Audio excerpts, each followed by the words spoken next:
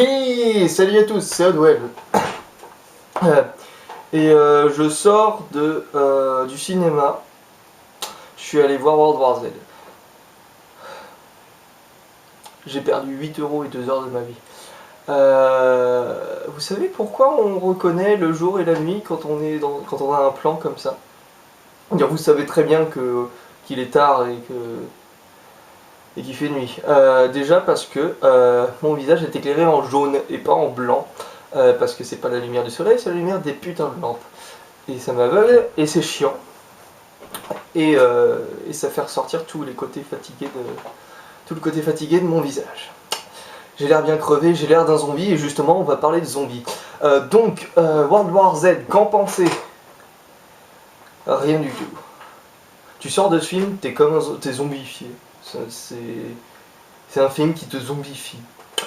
C'est un film qui te fait penser à rien parce qu'il n'y a rien dedans en fait. En 2 heures de film, j'ai vu quoi? J'ai vu un type chez lui avec sa famille, ses enfants, sa femme, ses enfants, ses 2 filles, qui sont super mignonnes, qui sont toutes mimiques, elles sont attachantes, etc. Machin, et elles servent à rien et on les voit pas dans le film. Pareil pour la meuf, pour la femme. Enfin, c'est des personnages qui ne servent à rien et il y en a plein dans ce film. Même le personnage principal. C'est assez chelou. Disons on a Brad Pitt avec sa famille, il y a une alerte, il n'y a même pas d'alerte, il y a juste une situation un peu bizarre aux infos. C'est quelque chose qui dure depuis pas mal de temps, des animaux qui se comportent bizarrement, ce genre de trucs, des trucs que tu vois pendant le générique, des bouts d'informations, tu sais pas si les personnages sont au courant ou pas, mais toi tu l'es, et donc voilà, tu sais pas si les personnages le savent, donc il n'y a même pas de suspense, il n'y a pas de suspense. Le suspense, c'est quoi? C'est quand tu sais quelque chose que le personnage ne sait pas. Genre, il y a un type qui marche dans la rue, sur le trottoir, etc. Et toi, tu sais qu'au coin de la rue, au tournant, il y a un type qui l'attend avec une hache. Et toi, tu sais ce qui pourrait se passer si le type rencontre cet homme avec la hache. Mais tu sais pas vraiment comment il va réagir, et tu te demandes, et tu es là, oh mon dieu, qu'est-ce qui va se passer? Est-ce qu'il va mourir ou pas? Ça dépend si t'aimes le perso ou pas. Non, ça dépend pas. Est-ce qu'il va mourir? Tu te poses forcément la question. Après, ce qui dépend, c'est si tu veux qu'il meure ou pas. Voilà. Dans tous les cas, il n'y a pas de suspense, parce que tu sais pas si le personnage sait. Tu sais si les personnages savent la situation dans laquelle ils sont, mais dans tous les cas, ils se retrouvent un moment dans un embouteillage, etc. Machin, et puis tu sais pas vraiment pourquoi, il y a un camion qui défonce tout à côté d'eux, et du coup, la réaction du mec, c'est quoi? C'est même pas oh mon dieu, qu'est-ce qui se passe? C'est faut suivre le camion! Parce que c'est pour sortir de l'embouteillage. Ouais. Ouais. C'est un camion poubelle qui défonce tout sur son passage, le camion poubelle qui roule sur les voitures.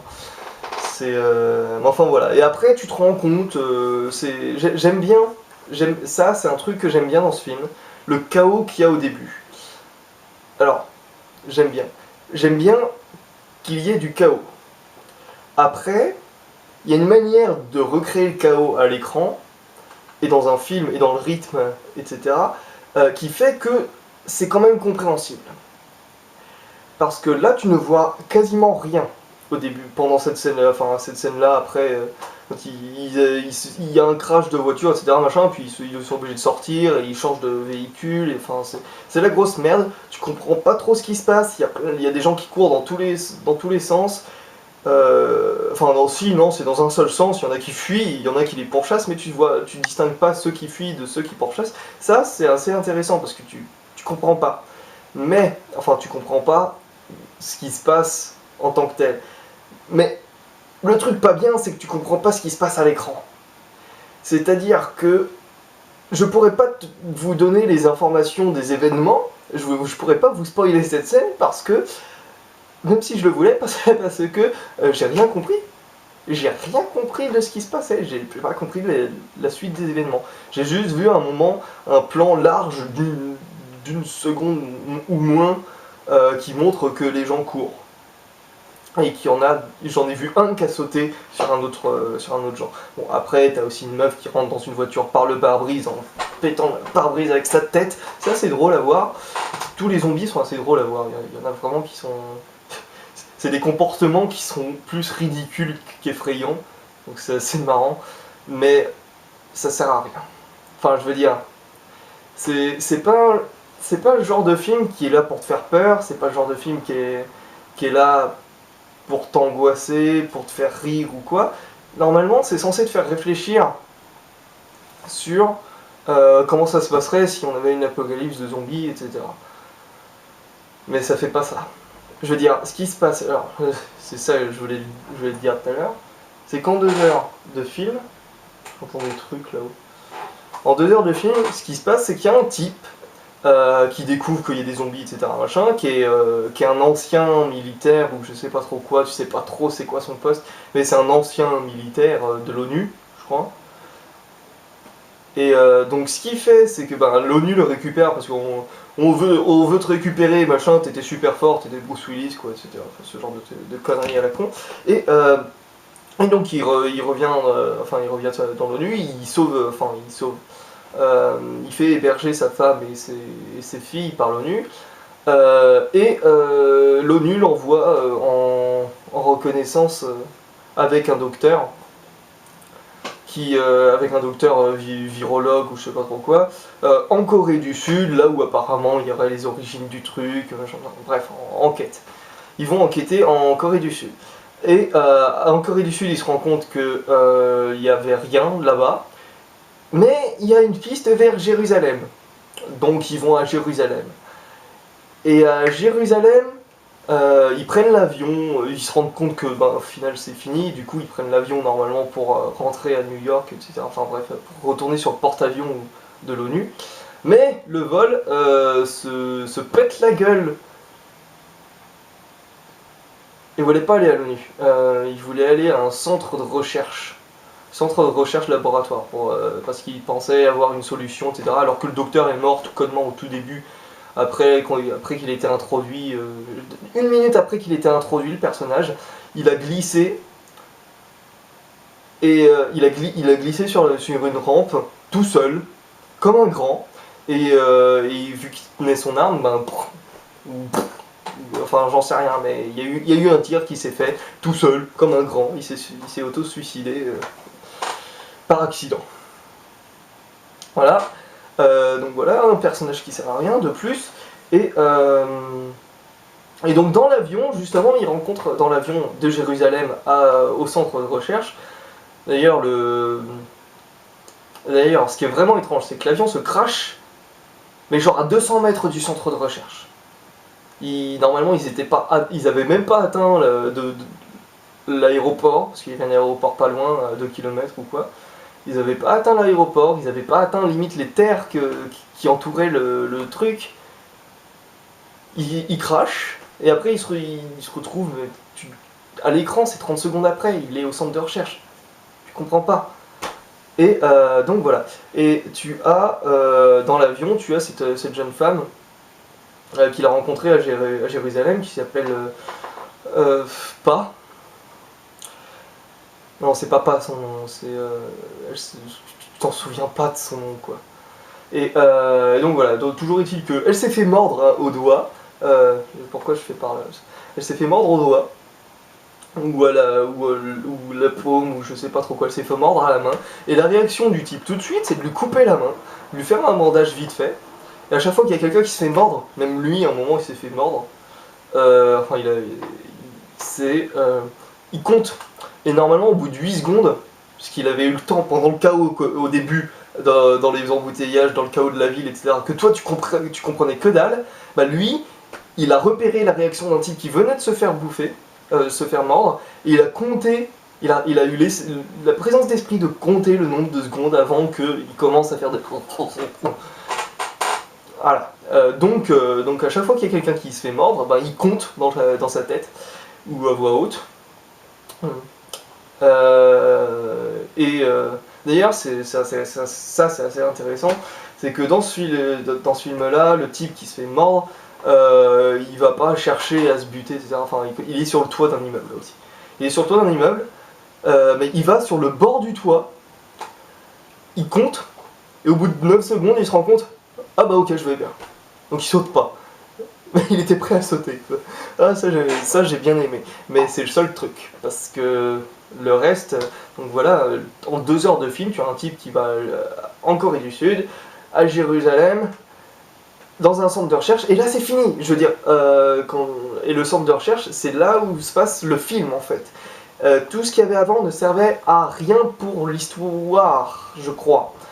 Et le personnage de la fille qui s'est fait couper la main, aussi, elle est là avec lui dans le centre de recherche, mais ils sont pas à la Resident Evil en train de faire des espions, James Bond, des zombies qui... Enfin bref, ils sont pas du tout en infiltration ni rien, ils rencontrent des gens, ils sont dans une zone sécurisée à peu près, et par contre il y a une zone du bâtiment qui est pas sécurisée. Et donc il y a des zombies partout, il y a 80 zombies dans l'LB. L'idée farfelue du Brad Pitt, c'est d'aller chercher un truc qui est dans cette aile-là. Et voilà, c'est ça l'histoire, grosso modo. L'histoire du film, c'est d'aller chercher le truc de l'autre côté. Voilà. Je veux dire, c'est ça qui se passe dans le film.